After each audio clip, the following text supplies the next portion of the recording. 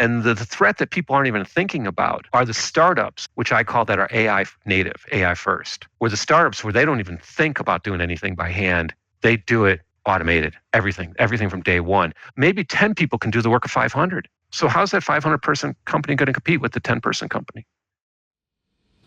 Welcome to the Debugged Agenda, the show that highlights the leaders shaping the future of technology. I'm your host, Jason Short, and I sit down with today's top CTOs, founders, product leaders, and innovators to explore how they build teams, make decisions, and guide their organizations forward. These are thoughtful, candid conversations designed to inspire, not expose, and give you a rare look into how real decisions are made in the boardroom and beyond. I'm Jason Short, and today we're doing part 2 with John Basso. Please join us as we dive deeper into the intersection of artificial intelligence and private equity.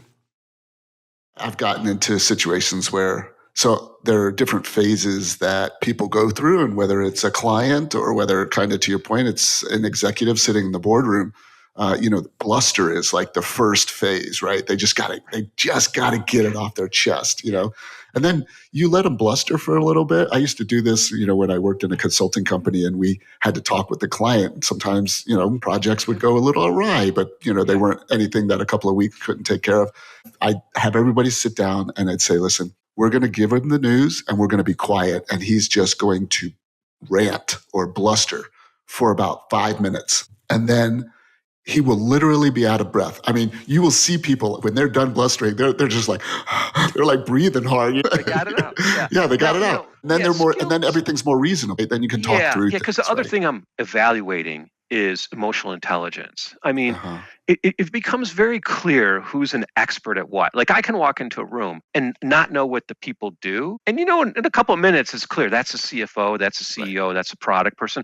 Because usually they either have like domain expertise or the angle they speak from kind of gives it away. Right, but, of course. There's this other thing next to IQ and skill, which is called EQ, emotional intelligence. And people can rise up to the executive levels and not have a very high emotional intelligence because they might have very deep skills or intellect in other areas that kind of lifted them up through the ranks. Usually you need a certain level of emotional intelligence to manage larger teams, but not always. It depends on how you make to the ranks. Like, for example, there are some roles that never have a large command of staff underneath them, but might control a lot of the resources, okay?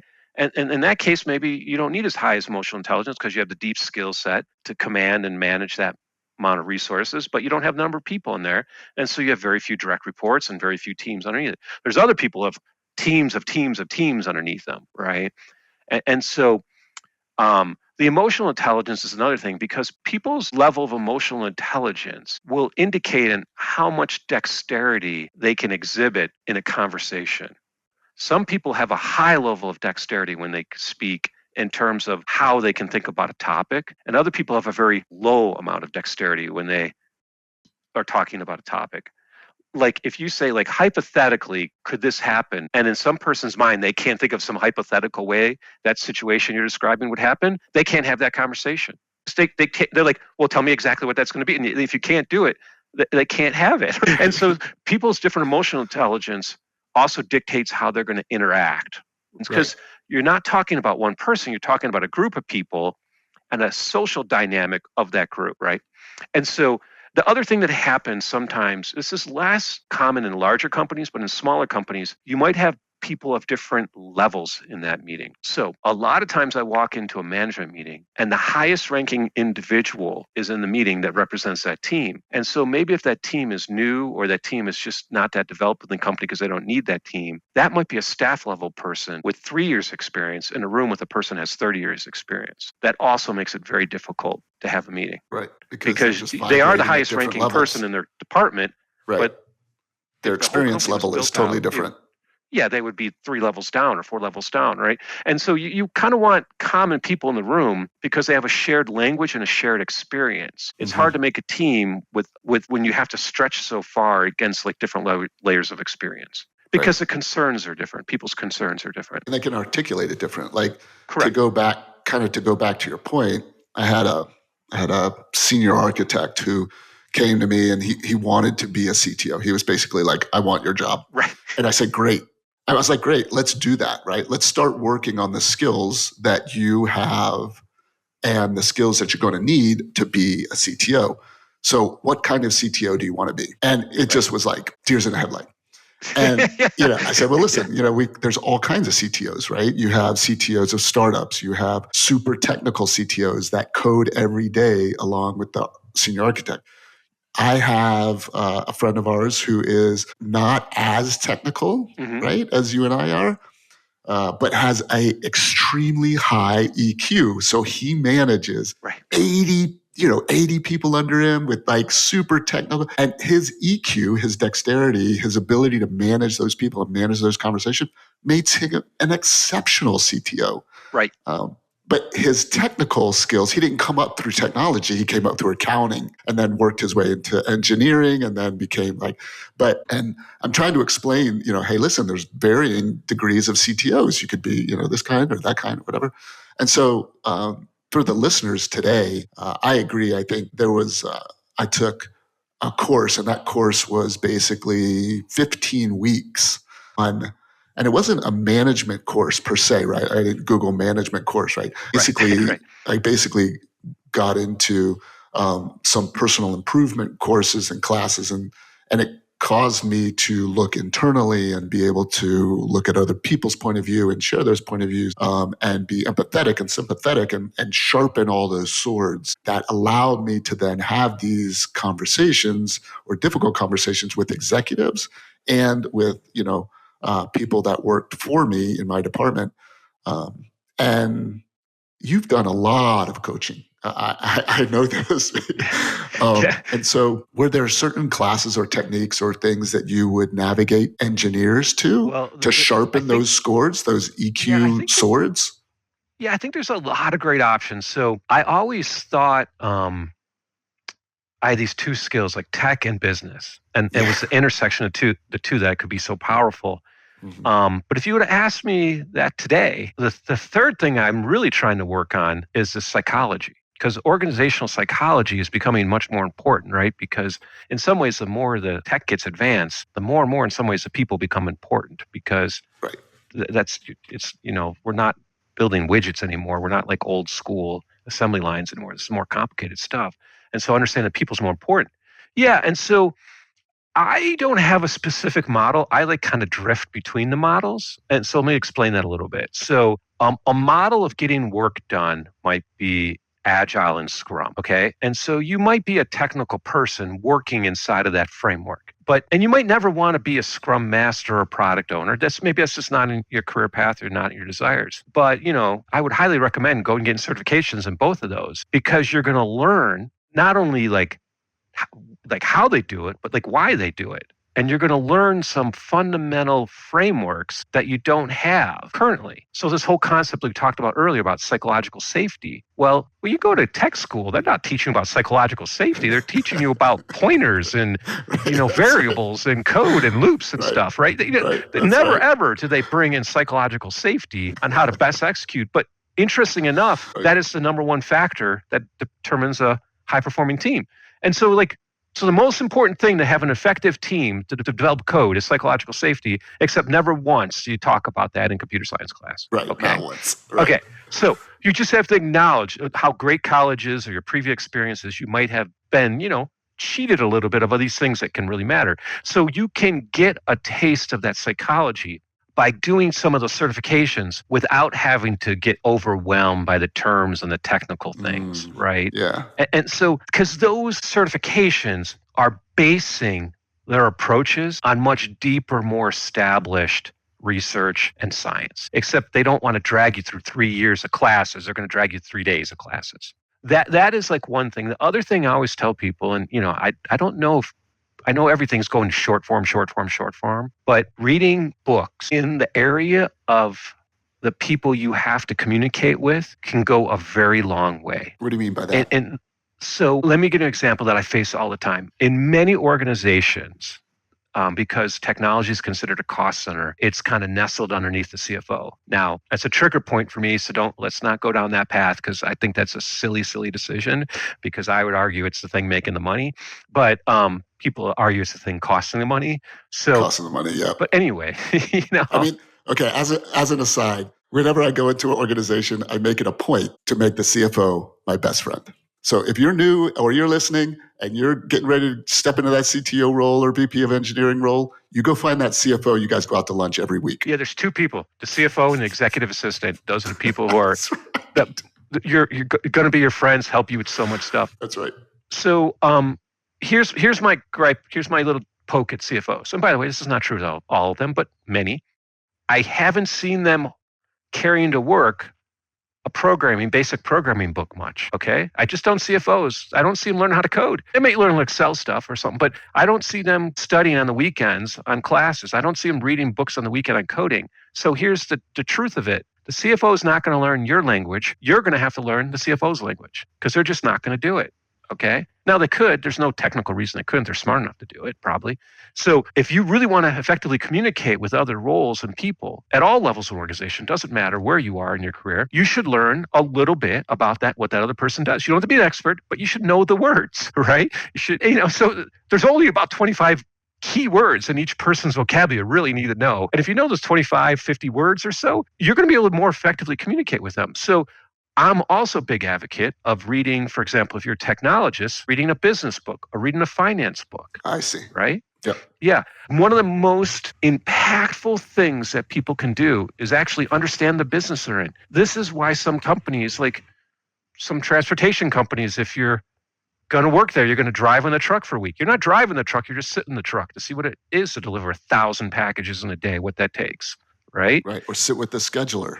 Or scheduling the loads the person doing the controls, or sit with the finance person. And so This is kind of lost favor because people are rushing everything, but you need to experience the business and understand it. So I would say, you can get some certifications. You don't have to go crazy. Get some certifications because they will bring in the psychology and the business practices and stuff into that very condensed form. You can read business books, either specifically about your industry or just generally good business books that people are writing, right? Right. But there's other things too that you can quote unquote volunteer for. If you've never been to a trade show, you should go experience the chaos of what a trade show is about, because you will have a lot more empathy. Don't like doing that, John. Yeah, you'll have a lot more empathy for the marketing people and the salespeople who are navigating those complex situations and what they have to do in that 3 to 4 day period. Okay. Oh yeah, for sure. Yeah, so it isn't like everything I'm suggesting costs a ton of money or a ton of time. There's some quick hits here, but I always, if I have the opportunity, get the tech people to the conferences. And even for my clients,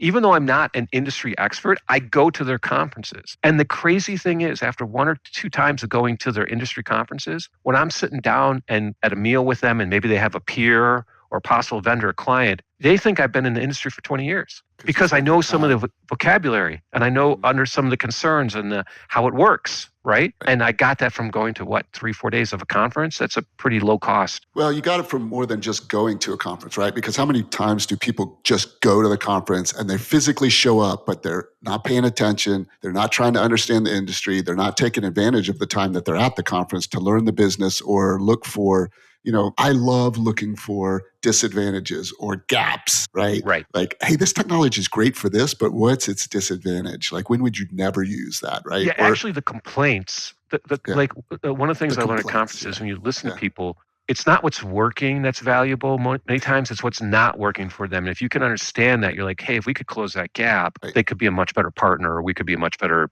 customer or client of theirs or provider for them, right? Yeah, so I think those. Now, if people are really, really engaged and this is something they're grabbing onto, there are like business dojos, things you can go online with large corporations that have like open source and created that you can go study and like belt up through different organizational skills, right?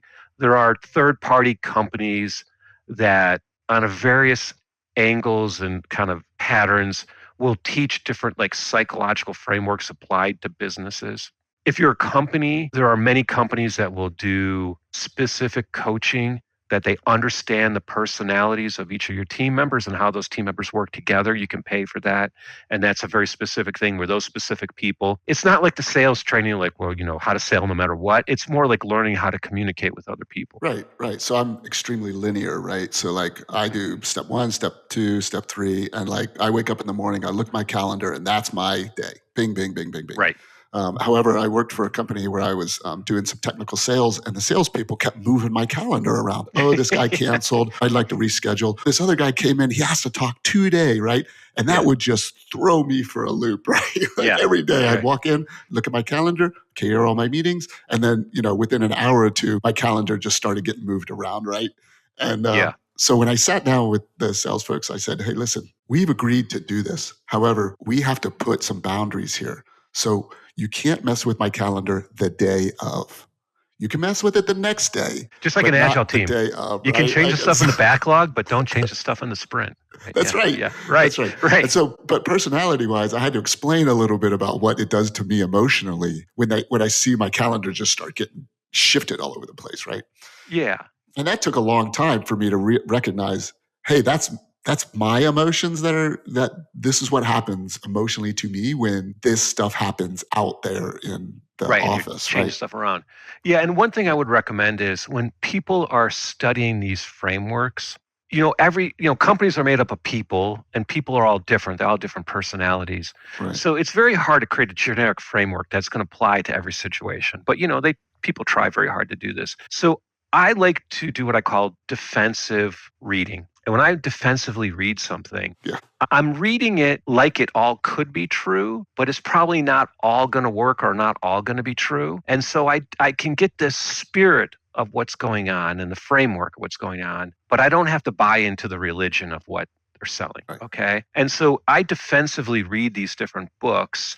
And, there's things like the Zen Leader, there's books like The Goal and the Phoenix Project. And you can read these books defensively and just take the concepts out of them and then have those concepts available to you, because then once you get skilled at that, you'll notice that you're in a situation, you'll be able to catch yourself and you can stop yourself from doing a silly response that might be appropriate, logically, but might not be right for the moment. Yeah. One of my favorite books to do that with is it's called The Tongue, A Creative Force, but it has a certain slant to it. And so to get through the book, I kind of had to push that part out and kind of just glean the message, right? Yeah, and I call that the spirit of it. So, So sometimes I defensively read stuff or defensively attend training, knowing that I'm like, okay, I'm going to do this, but I'm also I'm some of this is it might, and sometimes it might be not date appropriate. Some stuff that was written a long time ago might not be appropriate anymore, but it doesn't mean that all the science and the thinking was bad. It's just it's kind of aged poorly, right? And so you can read through some of the older stuff and you can either update it for modern HR or modern Lotus tech or modern Microsoft how Outlook. Things work, right? Yeah, and the concepts are still good. It's just it's a little bit dated. So you got to be careful with the content you're consuming. Sometimes you just can't take it wholesale for what it is, right? Because the other thing is too, you have to realize that the person you're engaging with, they might be defensive. They discover you're using some technique on them. Yeah. So you have to be careful about deploying techniques when you're not skilled at that. I mean, if you look at negotiators, they're very skilled at negotiating. They have years of training and experience negotiating. If a skilled negotiator is with you, you might not feel like you have the upper hand, but you're not going to be offended. If an unskilled negotiator is working, like, what are they trying to do to me? Like, they're going through some kind of playbook here, and it's like, that's not going to work on me, right? Yeah, that's funny. I just did a podcast on negotiating in the boardroom. So I might put that in the link below. Yeah, because that's a whole nother skill, right? And so there's a lot of great books on negotiation. That's the great thing now, especially with the web, and you can search and AI stuff. You can go get these frameworks distilled for you, and then go pick which book you might be interested in, or which podcast to follow, or which the theory to go look into. Yeah, no, 100%. Mm-hmm. Well, John, listen, I love covering these topics with you. You and I could geek out for hours. I just all day long. I'm doing crazy stuff, but that's one of the greatest things. Is like there are downsides and upsides to everything, right? Yeah. But really one of the greatest upsides I get to experience is I get to work with different companies. I get to work with people who want to work on things usually, right? Yeah, it makes a And I difference. get to learn all these other industries. So I never have to pick certain things. I can just have them all, right? I can work in that industry and in that. I can work with a nonprofit and I can work in something that makes lasers or something, right? You know, so I can Fortune work in these 100. different industries. Yeah, and I get to work with all these different people. But what I will tell you is much more things are common than not. So if you could have the luxury of sitting in 5 board meetings, like sitting in one board meeting is kind of painful, Yeah. but if you sit in five, it's kind of powerful with 5 different companies because one, it's just painful because you're trying to get through the board meeting and get all this stuff done. But if you can see 5 of them, then you can kind of like look at things from afar and you start to see all the patterns. So one of the things I love most about what I do is I can see the patterns and I can take something that company A is doing it and apply it to company B in the moment because the patterns are the same. Do you physically get those two companies together, or are you just? Sometimes I will do that. Yeah, sometimes I'll get them on calls, just like, hey, you know, this person's doing this, and I'll introduce them. That's a little bit like interesting because I typically don't do that, but I do that sometimes. Right. Other times I'll just bring the patterns over. Just I say, you know, I saw this other team. Oh, this team's doing this over here. You know, you guys are getting pretty advanced. Maybe take this into consideration and try and do your version of this. And it's amazing how similar the issues that every team is struggling with, how similar those issues are. Sure. And even though they might be in totally different industries, totally different company sizes, totally different maturity models, where they are in like their life cycle of their company, a lot of companies face a lot of same problems. I mean, if you were walking 100 boardrooms today and survey them in 10 questions, you might find there's a large overlap of what people are concerned about and what they're struggling with. And then they're going to find there's a handful of ways that they're adapting to it, right? Yeah. So that cross-pollination is really key. And especially today, especially after COVID, the interaction between staff people is very, very low. I mean, conferences and stuff are coming back, but that's really been damaged from COVID, where like people just don't meet together anymore. So the cross-pollination of ideas are a little bit lower. I mean, there's podcasts and stuff like that, but the physical meeting of people is not so high. What would you say? What would you say the biggest challenge is that's very common across many boardrooms?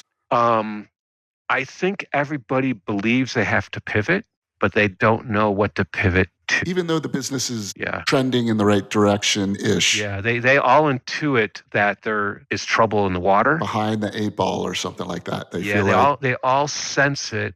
They have peers that they talk to, and they have industry trends, and they've been doing this for a long time. Some people I work with have been doing this for 20, 30 years. Yeah. They all sense that something's up, but they can't put their finger on it.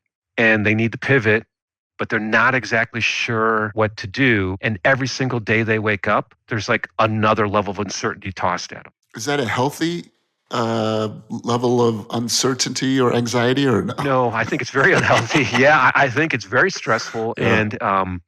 And I think these companies know what's at stake. Is that today? Like, are you talking about today, or are you talking about like over the last 20 years, the boardrooms that you've been in, that's a common thing? I think that's today. I've seen this happen before when there's been some large shocking event like the financial crisis or, the Great Recession or whatever it might be. The bubble these big things. But in those cases, there was an explosion of some sort. Something bad happened. It rippled very quickly through. And then the companies kind of went into triage mode, okay? They were reacting to a situation that was known, horrible, but known, okay? Right.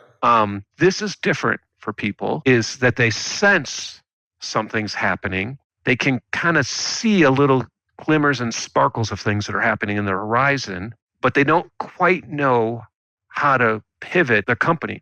Think of it this way. Now, when you talk about this, you're talking about the introduction of AI and how companies use it. Yeah, it's AI, but it's more than that. Like, there's a lot of other macro forces too, right? There can be political things, there can be financial things, supply chain shocks. I mean, there's all sorts of things, right? Silicon, going on today. That it's like you wake up one day, you're chips. Like, right. Well, you're like, I can't buy computers today. The next day you wake up, you're like, I can't ship my product. The next day you wake up, there's a storm that shut down America for 3 days without power in the East Coast. Like, that never happened before, right? And so there's all this uncertainty. So I think the amount of uncertainty is higher. I don't think AI makes it any better because that's causing more uncertainty. So the CEOs and executives know they should be doing something because there's a threat, but the threat is kind of amorphous.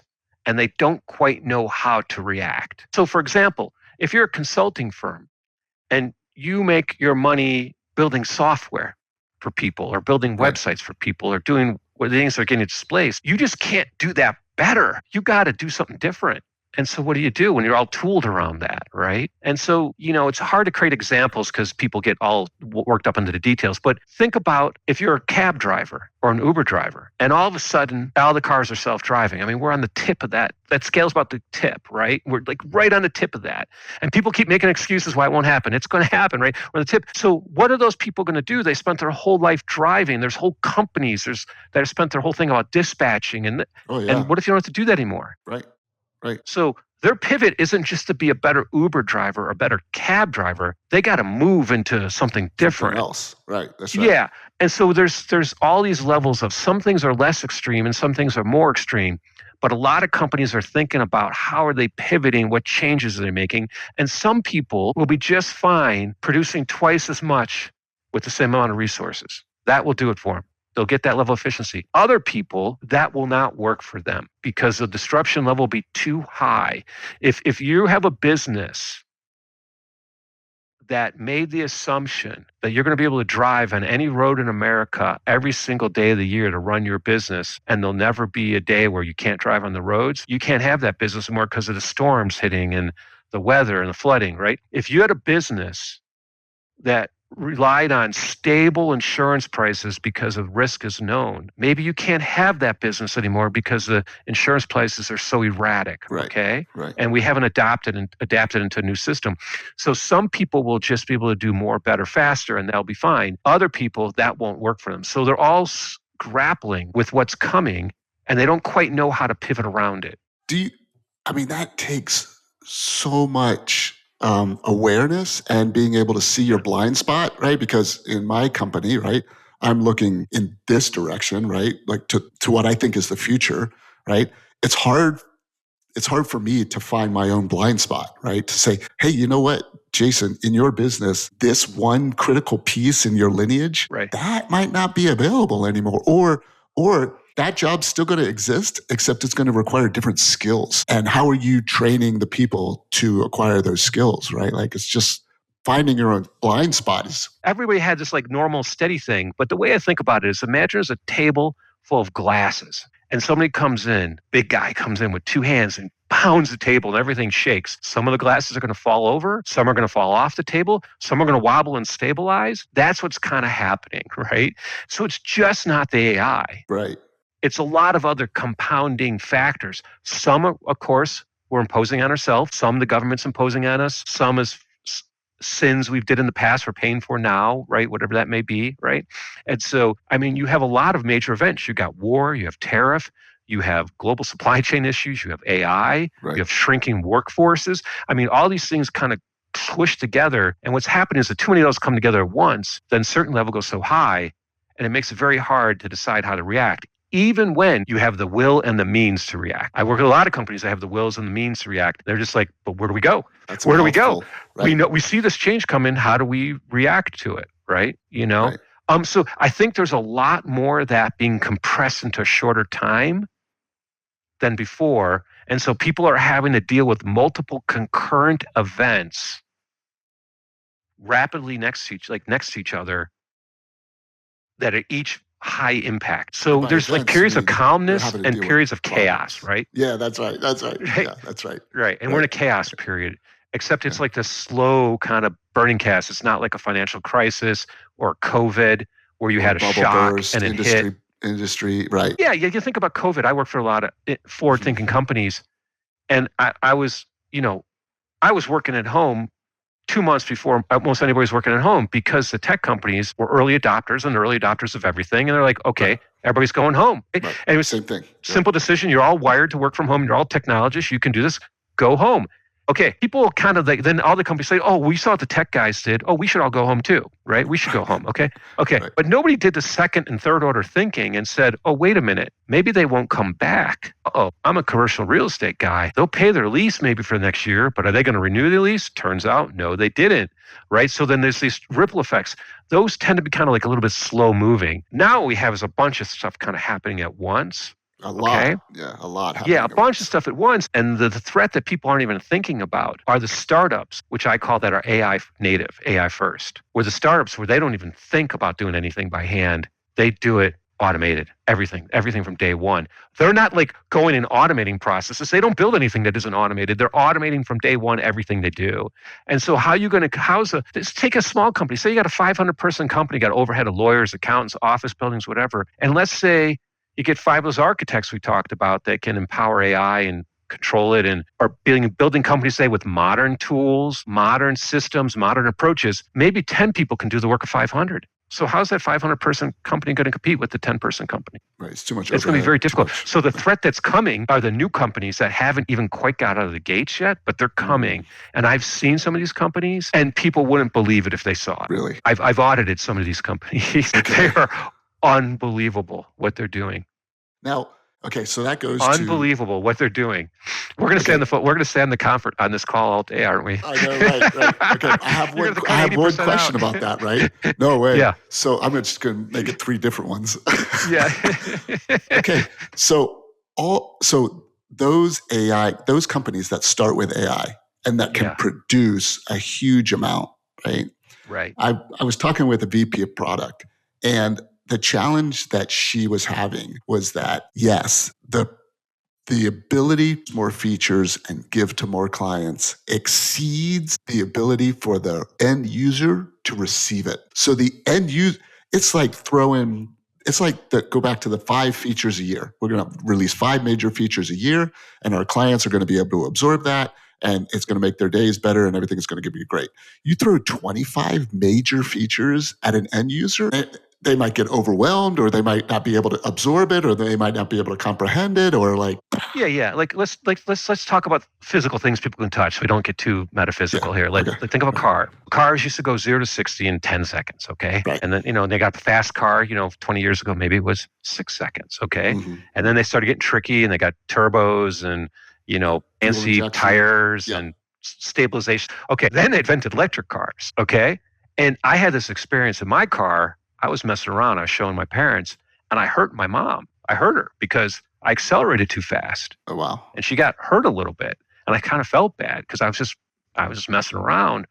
And okay, the cars they make now, that was 7 years ago. Yeah. Okay. That was 7 years The cars ago. they make now are twice as fast as the car. Okay, so you're getting to 0 to 60, it's under 2 seconds now. Okay, so at some point when you go faster and faster and faster, cars don't work.